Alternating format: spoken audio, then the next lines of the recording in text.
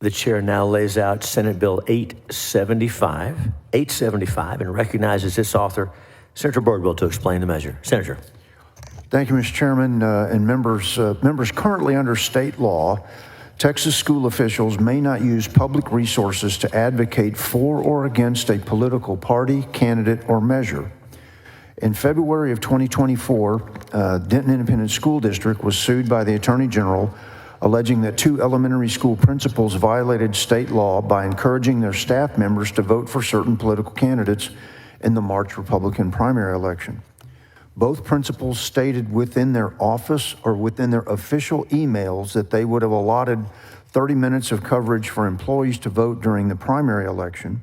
However, the 2 principals were not penalized for their action because while it is currently illegal for school officials to use public resources to advocate for or against particular political parties, candidates, or measures, there were no penalties for such violations.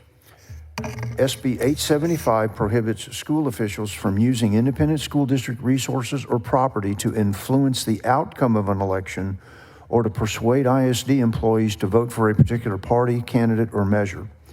To address this issue, the bill creates misdemeanor criminal offenses if a school board member, superintendent, or principal violates this prohibition. If a member of the school board or superintendent uses funds or independent school district resources, including district email, telephone, mailing list, or property to electioneer for or against any political party, candidate, or measure, they are eligible to receive a Class A misdemeanor. In addition, SB 875 establishes a Class B misdemeanor if the chief administrator of an independent school district campus, a superintendent or principal, knowingly permits the posting of political signs for a period longer than 48 hours. If a school campus is a polling location, political signs are permitted during voting periods and will not be at risk of receiving such a criminal penalty. Thank you, Mr. Chairman. I'm happy to answer any questions, and I do know we have a resource witness that I do wish to call at the proper time from the Attorney General's office, Mr. Chairman. Very good. Thank you, Senator Birdwell. Senator Perry, you're recognized. Thank you, Mr. Chair, and thank you, Senator Birdwell, for this, Chairman Birdwell. So school districts can't use public resources. I would suspect that municipals, county, anything that's taxpayer funded is not supposed to use their resources for that, correct? I believe that to be correct, but I did not include, I think that'd be a 2-subject violation, and so I was trying to address the Attorney General's concern of what he dealt with. I appreciate it. I don't know if it is or isn't, but I find myself being so prescriptive and so strategic in bill filings down here that we leave one door open as we close another one, and that we come back next session and have filed multiple bills to correct that. So supporting the bill, we'll vote for the bill. If between now and the floor vote, potentially if we could find a way that would not violate a 2-subject rule, because it's all under the same genre of elections. Right. It's all, you can't use public resources attached to whatever vehicle of the day, jury or political subdivision they're attached to. It would sure be nice to close that loophole, if you will. That's correct. Across the board, and not have to come back for the next 4 sessions and do individual shotgun bills. So I'm going to have my guys look with your guys and see if it's possible.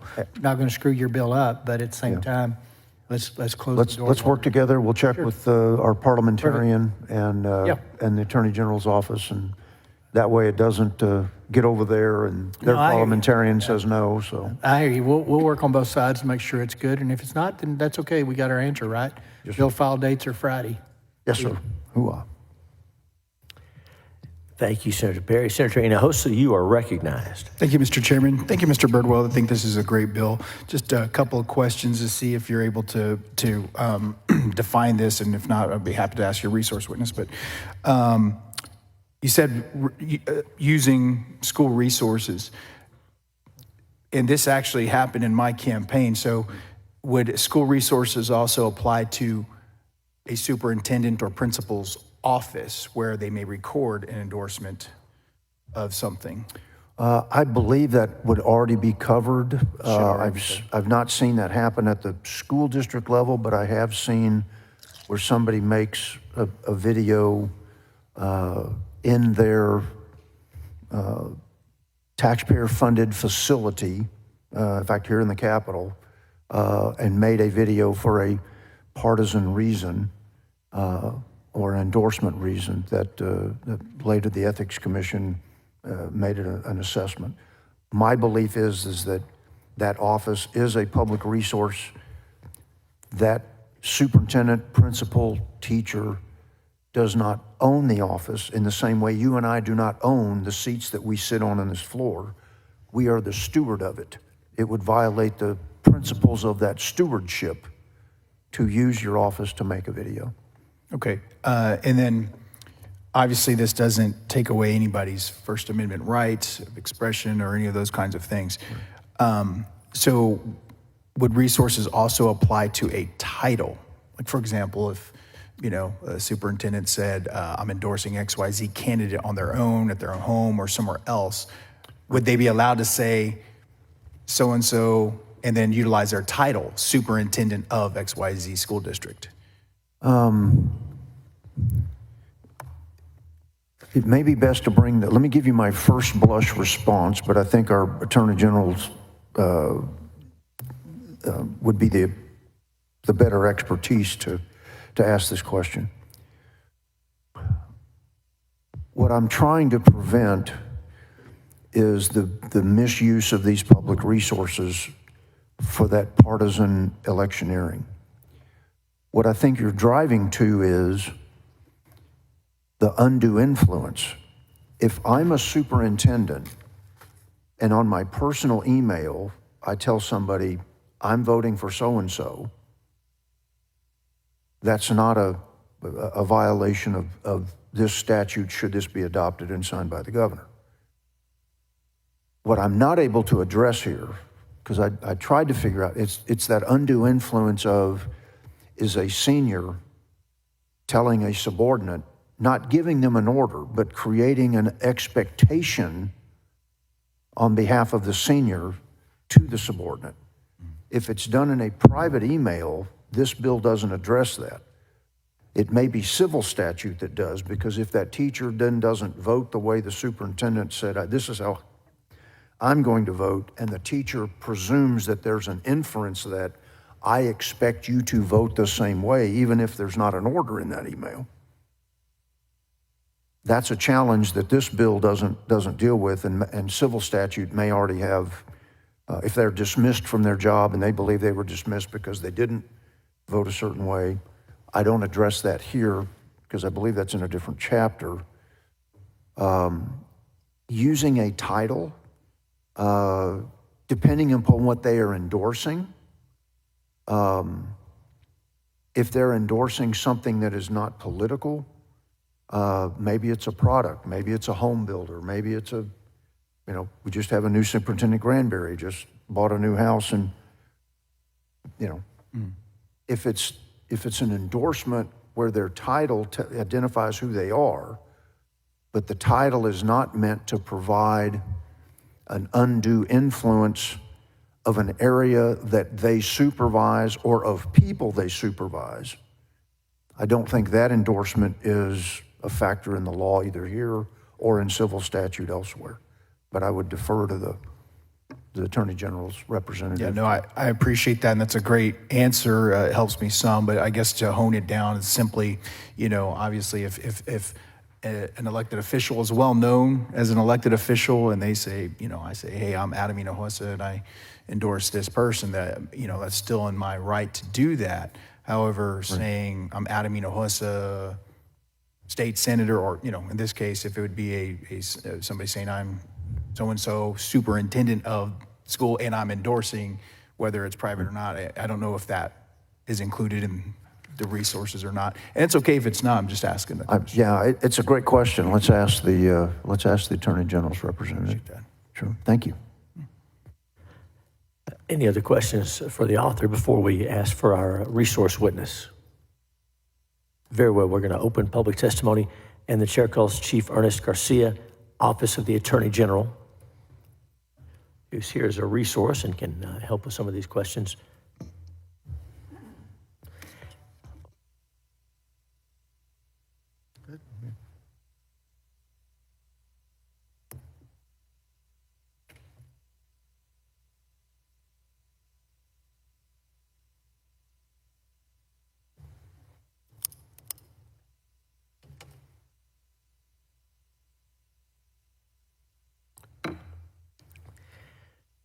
Chief, welcome. Introduce yourself. Tell us who you represent, and we'll have some questions for you. Good morning, Mr. Chairman, Vice Chairman, members of the committee. My name is Ernest C. Garcia. I'm the Chief of the Administrative Law Division for the Texas Attorney General's Office, and I'm here as a resource witness. Thank you. Get a little closer to the microphone, and I think Senator Birdwell has questions for you. Senator Birdwell. Thank you. Thank you for joining, Mr. Garcia. Did you hear the question that Senator Hinojosa asked? Yes, Could you answer that question? yes, sir. My understanding is there's nothing explicitly that prohibits the use of a title with respect to a comment made. So the statute itself doesn't explicitly prohibit that, but the use of the title would certainly imply that the use of the title could be utilized to say how that person, who that person is, defines who that person is. But the actual use of the title itself does not necessarily constitute electioneering. Okay. Let me ask this. Because in the political realm, as a political office holder, we do get asked sometimes to endorse candidates, both name and title. While the superintendent is not an elected official, would you have a recommendation for this bill to create such a preclusion? Yes, sir. Or, okay, so that the title may not be used, even though they're not a political officer. The board members, the board of trustees are political officers because they're elected. Then let me see how I can address that potential in a committee substitute. My intent for the bill is to chill electioneering,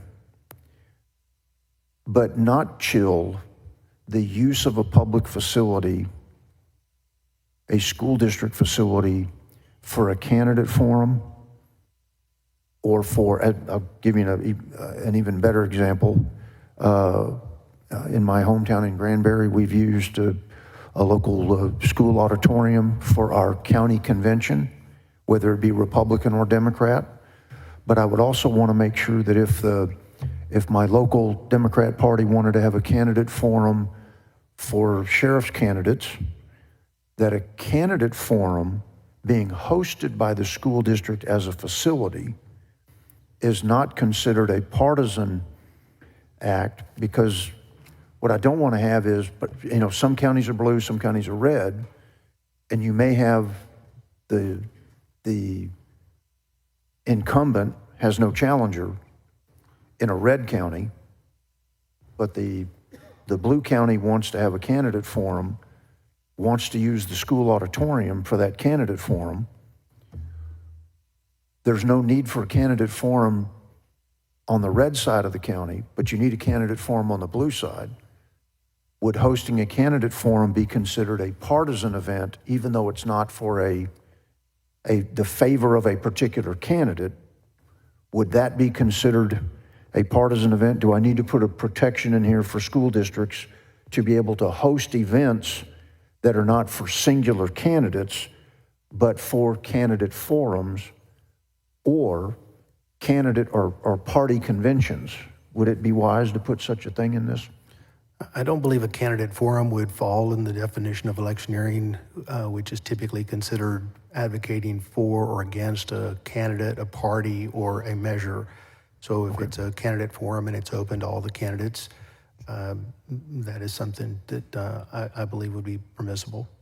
Should I put something in the bill that says that these preclusions do not prevent a school district from being the public host of a candidate forum or a county convention of delegates of any of the parties? I'm certain a lot of folks would appreciate any additional clarity. Okay. Thank you. We'll work on that together if it's all right. Absolutely. Thank you, sir. Appreciate it, Mr. Garcia. Thank you, Mr. Chairman. Thanks, Senator Birdwell. Senator Paxton has questions. You're recognized. Thank you, Mr. Chairman. And following up on Senator Birdwell's question, so a candidate forum, which is not favoring any particular candidate, and of course a municipal candidate forum is nonpartisan kind of by definition, But would it matter whether it were a general election candidate forum versus a primary candidate forum, which would be in a primary all one party? Would there be a distinction there? Or would you have to invite both parties if you offered it to one? Or I think if you invited both, that would be fine. If it were limited to one party, then I agree with Senator Birdwell that further clarification would be helpful in the bill. So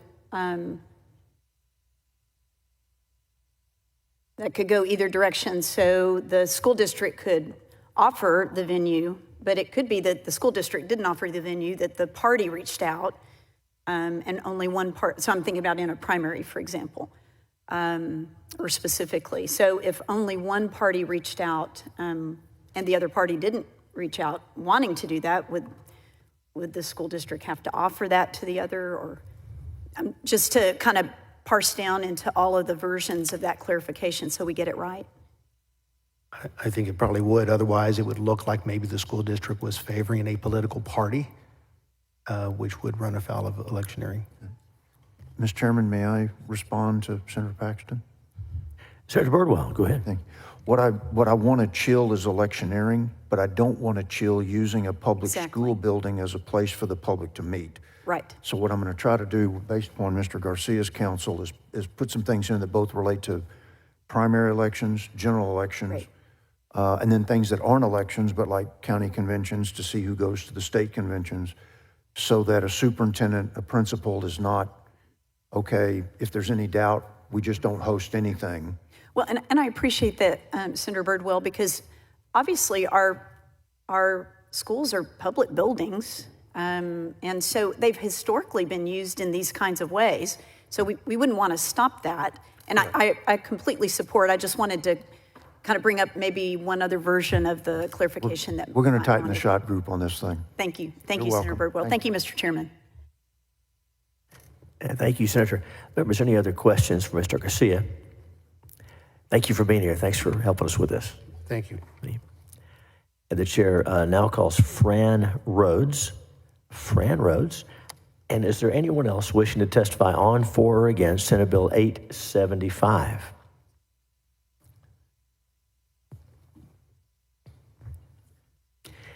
If anyone else does wish to testify on, for, or against Senate Bill 875, please head over here to the table and let us know.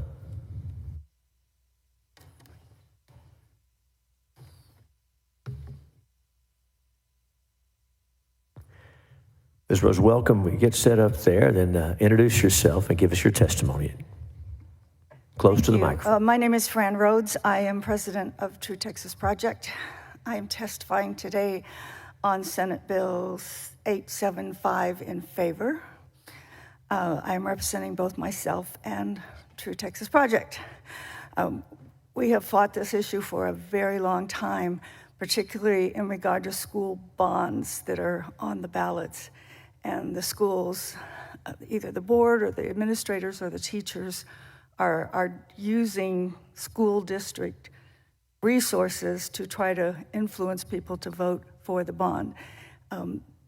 Something, Senator Birdwell, I'd love to see put in here is a better definition of electioneering, because they always claim we're only providing information, and that's legal. And yet it's worded so that, you know, this is for the children, you need to vote for this. In addition to that, oh yeah, no, I'm sorry, I already said that. I think it's definitely needed, and I appreciate your concern about using the school buildings, because you're right, we use those for lots of different things, as long as equal access is given to whatever group that needs them. So I just very strongly support this bill, and I urge passage. Thank you. And thank you for your testimony. Since there's any questions for Ms. Rhodes, thank you for being here. Thank you. Is there anyone else present wishing to testify on, for, or against Senate Bill 875? Anyone on, for, or against Senate Bill 875? Seeing none, public testimony is closed. Bill's left pending at this time.